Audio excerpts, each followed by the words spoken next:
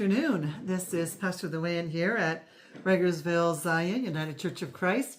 And here we are. Now we are going to get through, I hope, this chapter 5. We're going to be looking at the Potter's lesson today for our teenage girls. And so I'm so glad that I can do this with you. I'm trying to kind of keep the sun kind of out of the eyes here. So let's hope that works. Anyway, remember I shared with you that I wanted to do centering the clay. This is part of the potter's lesson about how potters really do work with the ball of clay that they have to make beautiful vessels. So we're on page 60 of Just a Girl. So please go ahead and turn to that if you have a book. If you don't have a book, you can get them online at Amazon. And you can just type in Just a Girl, put my name in, and it should come up. So, and again, I'm so excited that I get to be with some teenage girls who are having the Bible study, and they're doing this in their home, and I get to go and be with them this month. So that is just truly blessing my heart. So let's see what the potter has to say for our lesson for today. So for 4 weeks, you have learned the importance of selecting the clay, wedging the clay to remove what we call destructive air bubbles. Remember back in the chapter we talked about air bubble friends? Yeah, because they can damage, they can do damage, and we want to be very careful and be selective.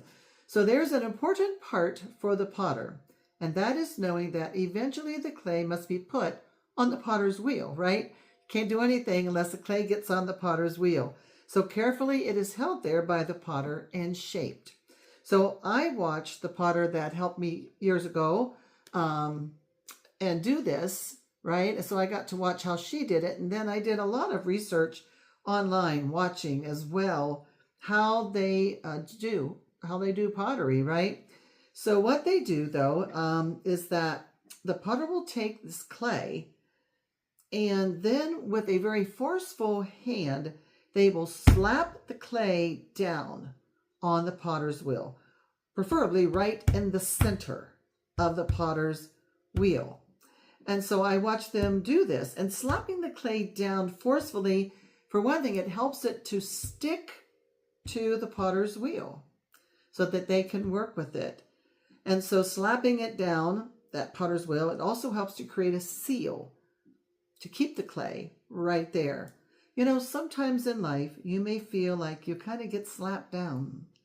However, we often find that maybe we need a little force in our lives. I don't mean abuse, so please don't think I'm going there. No, I would never want anyone to hurt you.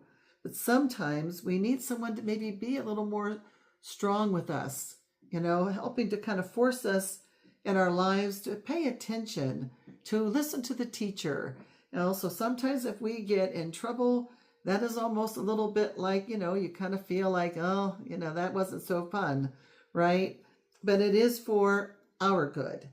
And so it's so important. I mean, like if you look at the top of the picture here about the potter who has their hands on the clay, underneath that caption, I say the best place for you is in the center of the potter's wheel. So let's go back down at the bottom of the page. So the teacher, maybe will even slap a fist on the desk to get the student's attention, or a coach maybe gets upset or slams a ball down on the ground in frustration. But what they say at their point of frustration, though, can stick with us. The clay will fly off sometimes of the potter's wheel if it's not slapped down hard enough to make it stick. So God does not want us to fly out of his hands. That will preach. Yeah.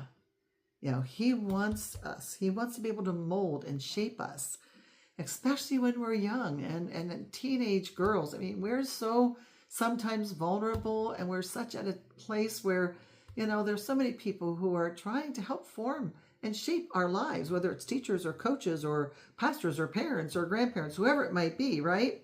So, but God doesn't want us to fly out of his hands. And so consider the Apostle Paul. We're on page 61 at the top.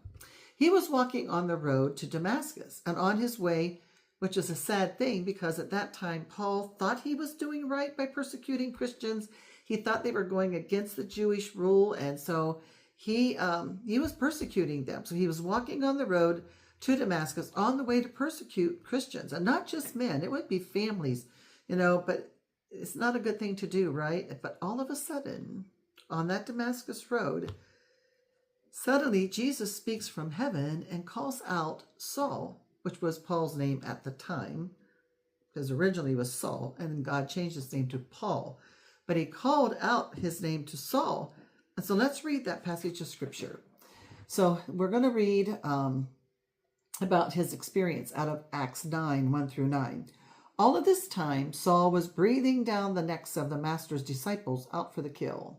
He went to the chief priest and got arrest warrants to take to the meeting places in Damascus, so that if he found anyone there belonging to the way, whether men or women, he could arrest them and bring them to Jerusalem. He set off when he got to the outskirts of Damascus, and he was suddenly dazed by a blinding flash of light, and he fell to the ground. Then he heard a voice, "Saul, Saul, why are you out to get me?" He said, "Who are you, Master?" "I am Jesus, the one you're hunting down. I want you to get up and enter the city. In the city you'll be told what to do next." His companions stood there, dumbstruck. They could hear the sound, but couldn't see anyone, while Saul, picking himself up off the ground, found himself stone blind. They had to take him by the hand and lead him into Damascus. He continued blind for 3 days, and he ate nothing and he drank nothing. So what we know about Saul is that he became a follower of Jesus after that. He did. Indeed, Paul, which God had changed his name from Saul to Paul after he was saved, and he stuck to Jesus as the center of his life. Like clay in the potter's wheel, Paul just had an encounter with the risen Christ, and it changed his life, and it's changed mine. And if it hasn't changed yours yet, he certainly wants to. But let's go to the top of page 62. So Paul's going, as far as Saul was going down a wrong road, planning on doing bad things to God's people. God picked him up, kind of slapped, not literally, him down right in the center of Jesus. God molded and shaped Saul, the persecutor of Christians, into Paul, the preacher, who had a great holy love for Jesus. Paul found his purpose in life, and he was solely committed to changing the world for Jesus Christ. So whatever it takes for you, you want to be placed in the center of the potter's wheel. You want to be in the center of God's will for your life, and it's only there that you can truly become the beautiful you that he is wanting to create you to be. So maybe life has slapped you down right in the middle of your world. You may think your world is anywhere but where you really want to be. You may be on the wrong road to dating. You may be angry with life and with those around you. So here are some questions. If you are dating, are you dating the wrong guy?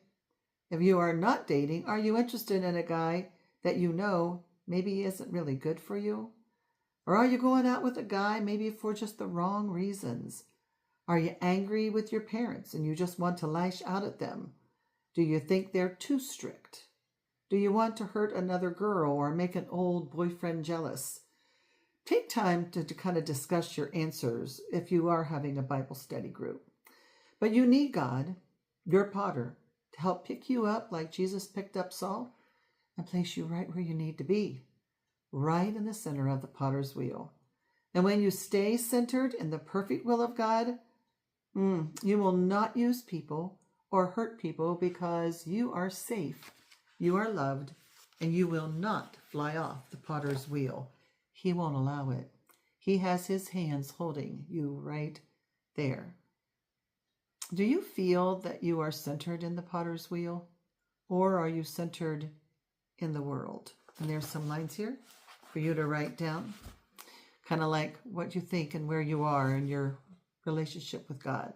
So remember, last week when the Shulamite girl was forced by her brothers, he kind of slapped them down right in the vineyard, right?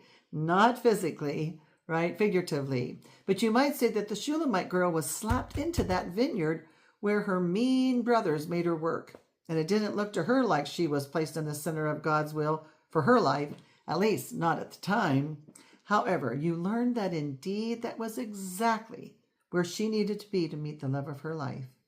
God may have used her brothers to force her into the vineyard, but God knew it was there that she would meet King Solomon, and her life would be blessed beyond measure, more than she could have possibly dreamed. Now, let's move on to the main scriptures and lessons for the next 2 weeks. You're going to see a couple dating and moving toward marriage, and we're going to read most of the chapter. Then we will look at and discuss certain verses that I think can and will apply to your life. So we are going to look at page 64, all right? And we're going to read, I told you we were going to stay in the book of the Song of Solomon, right? This is the most romantic book in the Bible, and we don't want to just skim through it. So I want you to just go ahead, turn to page 64. If you don't have a book, then just please listen to this scripture, because this is the woman speaking. Kiss me full on the mouth. Yes, for your love is better than wine, headier than your aromatic oils. The syllables of your name murmur like a meadow brook. No wonder everyone loves to say your name. Take me away with you. Let's run off together and elope with my king lover. We'll celebrate, we'll sing, we'll make great music. Yes, for your love is better than vintage wine. Everyone loves you, of course, and why not? I am weathered, but still elegant. Oh, dear sisters in Jerusalem, weather darkened like the Kedar desert tents, time softened like Solomon's temple hangings. Don't look down on me because I'm darkened by the sun's harsh rays. My brothers ridiculed me and sent me to work in the field. They made me caretaker for the face of the earth, but I had no time to care for my own face. Tell me where you're working. I love you so much. Tell me where you're tending your flocks, where you let them rest at noontime. Why should I be the one left outside the orbit of your tender care? So the man comes in to talk, and now he is speaking. If you can't find me loveliest of all women, it's all right. Stay with your flocks, lead your lambs to good pasture, stay with your shepherd neighbors. You remind me of Pharaoh's well-groomed and satiny mares. Now, I know that we don't want to be compared to a horse, but you'll have to stay with me as we go through the study. So pendant earrings line the elegance of your cheeks. Strands of jewels illumine the curve of your throat. I'm making jewelry for you, gold and silver jewelry. That will mark and accent your beauty. So the woman comes back in and she says, when my king lover lay down beside me, my fragrance filled the room, his head resting between my breasts. The head of my lover was a sachet of sweet myrrh. My beloved is a bouquet of wild flowers, picked just for me from the fields of En-Gedi. And then the man comes back and he responds. It's kind of like text messaging, maybe, right? Oh, my dear friend, you're so beautiful, and your eyes so beautiful like doves. And then the woman says, and you, my dear lover, you're so handsome, and the bed we share is like a forest glen. To it we enjoy a canopy of cedars, enclosed by cypresses fragrant and green. Now that's Song of Solomon, chapter 1, verses 1 through 17 in the Message. Now, you learned in our last lesson that King Solomon found her in the vineyard. They were obviously very much attracted to each other, and she is excited. I mean, what girl wouldn't be who spent long, hot days looking at grapes and vines? He cares about her, and in verse 8, Solomon tells her if she can't find him, to stay with her flocks and stay with her neighbors. This means don't venture away. I will find you. I want you to be safe. So the Shulamite girl has matured. She's older now, and we learn that she is now a shepherdess, leading her lambs. He is the handsome, wealthy, and kind king, and she is the poor shepherdess. He is a senior, like the star quarterback. He's the star quarterback. His family is extremely wealthy. He is smart and handsome, also kind and a godly guy, and any girl would love to date him. And you're a sophomore. You flip burgers. You, on the other hand, are raised by your mean brothers, a sophomore who has had to work in a greasy fast food restaurant to care for yourself, and you often smell like a beef cow due to flipping burgers all day. Your hair is pulled back in a ponytail and you are wearing a company shirt. You're probably thinking, how can someone as great as a star quarterback ever notice me? We're going to stop there, and then we are going to continue on 62 when I get a chance to come back and share with you the rest of this love story. But this is someone who is just dating, and we talked about a little bit of courtship. They're learning to love each other. They're learning to really like each other, and then they're getting to know each other, and then they're getting stronger feelings.